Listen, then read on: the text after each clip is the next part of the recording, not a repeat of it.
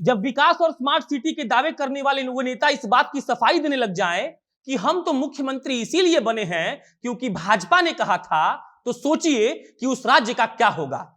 जब नेता प्रतिपक्ष ये कहने लगे कि हम खरमास महीने में ही भाजपा को तहस नहस कर देंगे, तो सोचिए कि उस राज्य का विकास का पैमाना क्या रहा होगा।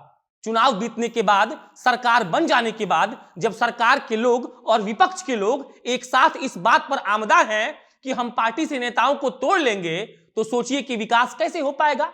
लेकिन आप ऐसा बिल्कुल मत सोचिए, क्योंकि हमारे बिहार का विकास तो उन नेताओं के हथेलियों पर है। और एक सच तो यह भी है कि उन नेताओं की हथेलियों पर रेखाएं नहीं, पैसों की सिलवट पड़ी है। वो सिलवट जो किसी गरीब के पैसों से रोज और गहरी होती जाती है। और मंच पर खड़े होकर बड़े गुरूर से जब वो कहते हैं कि हम तो बिहार का विकास करिए देंगे, तो बुरा बहुत लगता है साहब।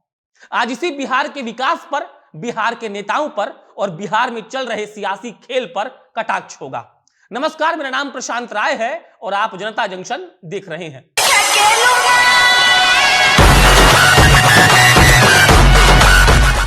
अब आप बहुत ध्यान से सोचिए कि किसी राज्य का विकास कैसे होता है। उसके बाद जरा यह सोच लीजिएगा कि सरकार बनने के बाद सरकार में बैठा व्यक्ति अगर यह सोच रहा हो कि फलना पार्टी के फलना आदमी को हमको काट लेना है, तो कैसे चलेगा बिहार। और उसके बाद सीधा सीधा जीतन राम मांझी जी के उस ट्वीट को याद कर लीजिए, जहां एक तरफ वो ये एहसास दिला रहे हैं कि भाजपा और जदयू में कुछ भी ठीक नहीं चल रहा है, तो दूसरी तरफ कह रहे हैं कि बिहार के भविष्य तेजस्वी यादव हैं। हमको उनके भविष्य कहने से कोई दिक्कत नहीं है। दिक्कत सिर्फ इस बात से है कि नेताओं को इस बात से मतलब नहीं है कि बिहार किस दिशा में जा रहा है। उनको इस बात से कोई फर्क नहीं पड़ता है कि बिहार के विकास की गति क्या है। हाँ, लेकिन फर्क इस बात से पड़ता है कि कौना पार्टी के पास कितना गो विधायक है। उनको इस बात से फर्क पड़ता है कि किसका नंबर ज्यादा है और किसका नंबर कम। और इसी के मद्देनजर पिछले 4 दिन से बिहार सियासी रूप से जल रहा है।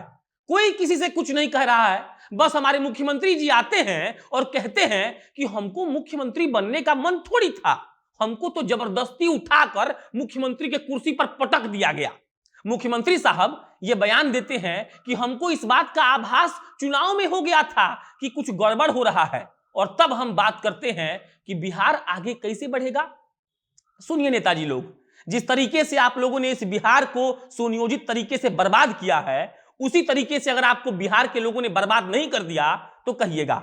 बाकी बिहार में खबरों के अलावा कुछ भी नहीं है। इस बात की खबर कि किसी को पता नहीं है कि खरमास के बाद जदयू टूटने वाली है या राजद।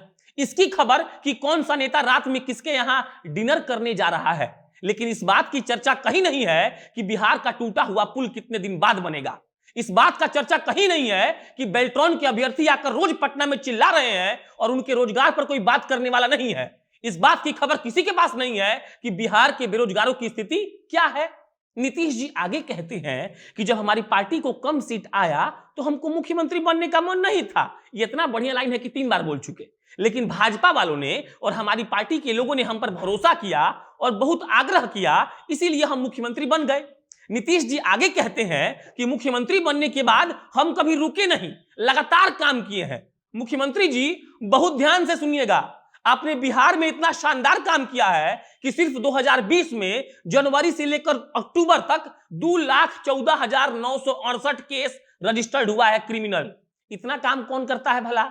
अगर महीना वाइज और डिस्ट्रिक्ट वाइज बताने पर आएंगे तो बैठे बैठे रोने लगिएगा, और तब आपको समझ में आएगा कि आपको नहीं करना चाहिए था इतना काम। खाली अक्टूबर में 243 को मर्डर हुआ है बिहार में।